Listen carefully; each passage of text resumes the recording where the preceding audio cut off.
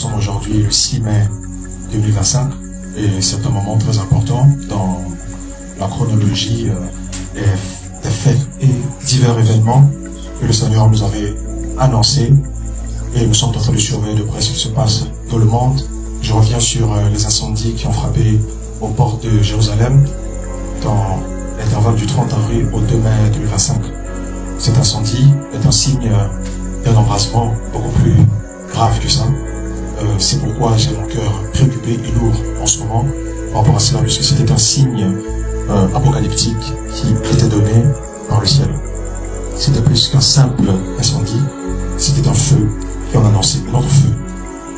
Une désolation aux portes de Jérusalem qui ne résulterait pas cette fois-ci de l'embrasement des arbres tout simplement, mais d'un embrasement plus grand que ça.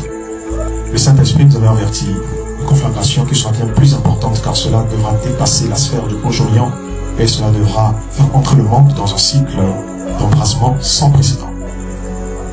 Comme je l'ai déjà dit, Israël sera le catalyseur, Israël sera le point de départ des grands événements derniers et donc sera le point de départ et le point de finition de ce grand cycle qui est en train de faire savoir en ce moment dans lequel nous sommes.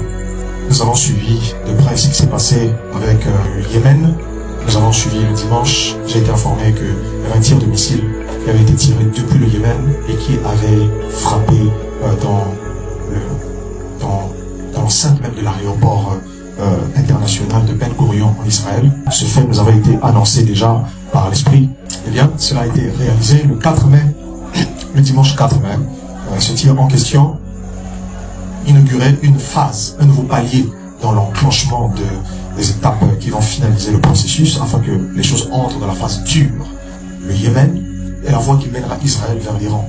Et c'est ce qui va se faire. C'est dans la dimension prophétique que les choses sont ainsi. Israël va lancer une attaque préventive. Ce ne serait pas les États-Unis qui vont le faire directement.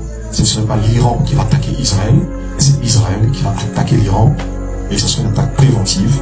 Ça sera bien sur des calculs, mais cela va emmener une déflagration, une conflagration de cette région et entraîner les États-Unis d'Amérique dans cette guerre. Je l'ai dit et je le redis encore une fois, ce processus qui commence, qui apparaît en 2025 et qui trouve une concrétisation complète en 2026, s'étend jusqu'en 2030 pour produire un enfantement terrible pour la décennie qui suit. Donc c'est extraordinaire. Et le gouvernement actuel qui est en Israël, c'est un gouvernement, je vais dire, messianique.